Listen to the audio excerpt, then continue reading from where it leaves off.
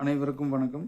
நாம் தொடர்ச்சியாக 2026ஆம் ஆண்டு புத்தாண்டு ராசி பலன்களை பார்த்து வருகிறோம். இன்று நாம் பார்க்க இருக்கின்ற ராசி காலப்புருஷ தத்துவத்தின் 12வது ராசியான மீன ராசி. மீன ராசிக்கு அதிபதியாக குரு பகவான் வருகின்றார். ஆண்டின் ஆரம்ப காலகட்டத்தில் கிரக நிலைகளை பார்த்தோமேயானால் ராசிக்குள் சனி பகவான் 7.5 சனியில் ஜென்ம சனியாக தொடர்கின்றார். ராசிக்கு 4 குரு பகவான் அமர்ந்திருக்கிறார். ராசிக்கு 6 கேது பகவான் அமர்ந்திருக்கிறார். ராசிக்கு 10 சூரியன், சுக்கிரன், செவ்வாய், புதன் போன்ற மாத கிரகங்கள் குருவின் பார்வையை பெற்று சஞ்சரிக்கின்றனர். ராசிக்கு 12 ராகு பகவான் அமர்ந்திருக்கிறார்.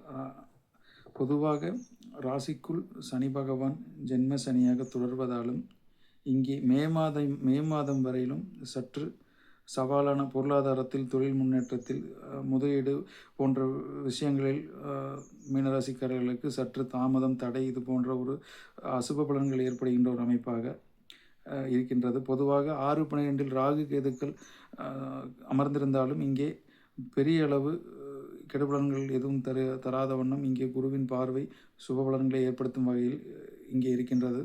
பொதுவாக ஜென்மசனியில் தொழில் மந்தம், தொழிலில் கடன், தொழிலில் வேகம், வாடிக்கையாளர் குறைவு இது போன்ற அமைப்புகள் ஏற்படுகின்ற ஒரு அமைப்பாக 2026 மே மாதம் வரை இங்கே சாதகமற்ற பலன்களாக இருக்கின்றது. எனினும் உடல்நலம் சீராகவே இருக்கும். 4 குரு பகவான் அமர்ந்திருப்பதால் கல்வி பயிலும் மாணவியர்களுக்கு பெரும் பாதிப்பு எதுவும் ஏற்படாத ஒரு அமைப்பாக ராசிக்கு 4 குரு பகவான் சஞ்சரிக்கிறார்.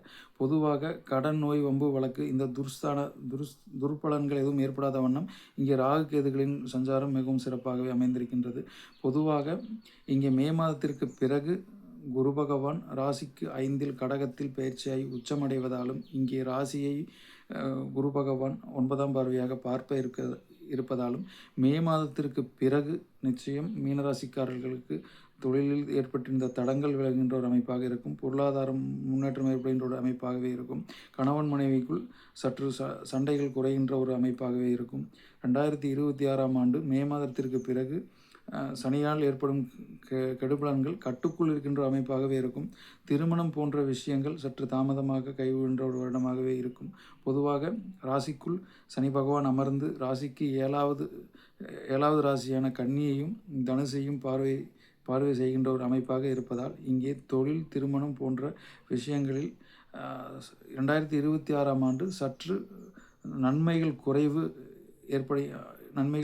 என்கின்ற ஒரு அமைப்பாகவே இருக்கும். பொதுவாக ராசியை குரு பார்ப்பதால் வரும் துன்பங்களிலிருந்து நிச்சயமாக குருவின் பார்வை பாதுகாக்கின்ற ஒரு அமைப்பாக இருக்கும். இங்கே மீனராசிக்காரர்களுக்கு யாரோ ஒரு 4-5 பேர் மேலே ஏறி ஒரு அழுத்துகின்ற ஒரு உணர்வு ஏற்படுகின்ற ஒரு அமைப்பாக இருக்கும். உடல்நலத்தில் இனம் புரியாத ஒரு பயம் ஏற்படுகின்ற ஒரு அமைப்பாக இருக்கும்.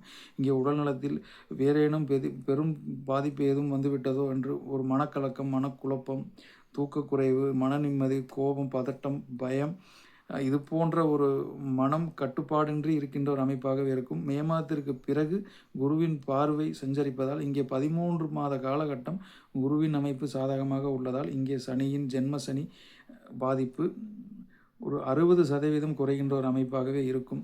ராகு கேதுக்கள் ஆண்டு முழுவதும் 6-12 அமர்ந்திருப்பதாலும் இங்கே பொருளாதாரத்தில், உடல்நலத்தில் மிக சிறப்பான ஒரு பலன்களை ஏற்படுத்தி கொடுக்கின்ற அமைப்பாகவே இருக்கும். 10 சூரியன், செவ்வாய் அமர்ந்து சஞ்சரிப்பதாலும் இங்கே குருவின் பார்வையானது ராசிக்கு விழுகின்ற ஒரு அமைப்பாகவும் இருப்பதாலும் இங்கே மே மாதத்திற்கு பிறகு அரசு தேர்வில் பங்கேற்கும் மாணவியர்களுக்கு நிச்சயமாக ஒரு நல்ல பலன் ஏற்படுகின்ற ஒரு அமைப்பாகவே இருக்கும். ஆக மொத்தம் ஒரு 60% மீனராசிக்காரர்களுக்கு மே மாதம் வரையிலும் 60% ஒரு சுபபலன் ஏற்படுகின்ற அமைப்பிலும் மே மாதத்திற்கு பிறகு இங்கே ஒரு 75% ஏற்படுகின்ற நல்ல பலன்கள் ஏற்படுகின்ற ஒரு அமைப்பாகவே இருக்கும். மே மாதத்திற்கு பிறகு ஒரு 13 மாத காலகட்டங்கள் ஜென்மசனியின் தாக்கம் நிச்சயமாக பெரிய அளவில் மீனராசிக்காரர்களை ஒன்றும் செய்யாது என்று சொல்லி மீண்டும் மற்றொரு பதிவில் சந்திப்போம். நன்றி, வணக்கம்.